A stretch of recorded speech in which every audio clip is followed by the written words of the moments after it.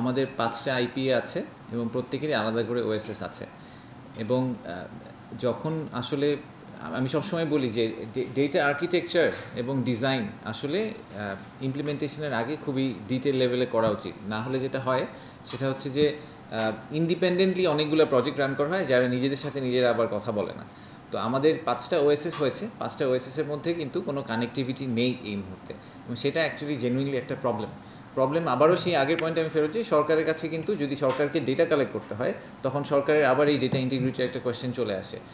For example, মিরেশরাইতে একটা export processing zone আছে, বেবজার একটা এলাকা আছে আলাদা করে, তো বেজার সেটা আবার ইকোনমিক জোনের ভিতরে।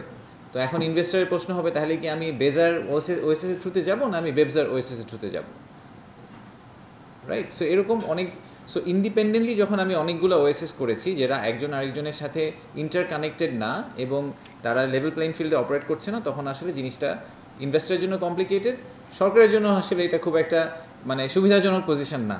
তো আমাদেরকে যেটা করতে হবে, আমাদেরকে আরেক লেয়ার উপরে একটা সিঙ্গেল এন্ট্রি পয়েন্ট ক্রিয়েট করতে হবে, একটা সিঙ্গেল ল্যান্ডিং প্ল্যাটফর্ম ক্রিয়েট করতে হবে, যেটা একটা সিঙ্গেল ইউনিক আইডি হয়ে যাবে ওই ইনভেস্টারের। তারপরে সে যেই সার্ভিস চাবে সেই সার্ভিসে তাকে অটোমেটিক রুট করে দেওয়া হবে। সো ওএসএসগুলোকে রিটায়ার করা দরকার নেই, বাট এই ওএসএসগুলোর উপরে আসলে একটা সিঙ্গেল ল্যান্ডিং পজিশন আমাদের ক্রিয়েট করা দরকার। এইটা নিয়ে অলরেডি প্রধান উপদেষ্টার কার্যালয়েও কথা হয়েছে এবং এই যে জীবন কৃষ্ণ সাহেব এটা নিয়ে জানেন, আমরা এটা নিয়ে অ্যাকচুয়ালি কাজ করা শুরু করেছি। সো আমরা একটা হয়তো প্রজেক্ট ইনিশিয়েট করব খুব দ্রুত, যেখানে আমরা আসলে এই পুরো জিনিসটাকে একটা সিঙ্গেল পজিশনে নিয়ে আসতে চাই।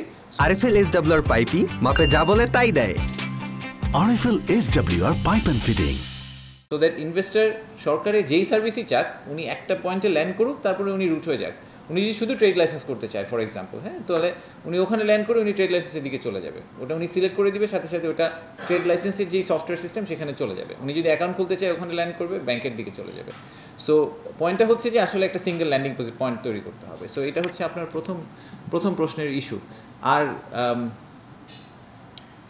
মানে সময় মতো সার্ভিস দেওয়া হচ্ছে কি না, এই পয়েন্টটা নিয়ে তো আমি একটু আগে বললাম যে সময় মতো সার্ভিস দেওয়া হচ্ছে কি না। ফার্স্ট অফ অল, সময় মতো সার্ভিস দেওয়ার ব্যাপারে কিন্তু এসএলএ ক্লিয়ারলি সেট করা আছে ওএসএস আইনে, হ্যাঁ, বলা আছে যে এই সার্ভিসটা 21 দিনের মধ্যে দিতে হবে, 25 দিনের মধ্যে হবে। কিন্তু সেই আইনটার মনিটরিং এবং ইমপ্লিমেন্টেশনে গিয়ে আমরা স্ট্রাগল করি। তো মনিটর করতে হলে তো সবার আগে আমার ডেটা লাগবে।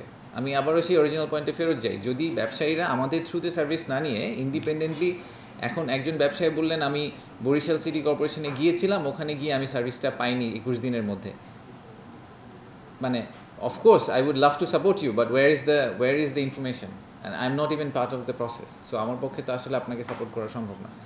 সো সেই জন্য আমি বলছি যে আসলে ওনাদেরকেও এগিয়ে আসতে হবে, এটা it's not a one way street, দুই পাশ থেকে এগিয়ে আসতে হবে। সেক্ষেত্রে আমরা চেষ্টা করবো যে যতটুকু সম্ভব এসএলএটাকে যাতে মেনটেন করা হয়।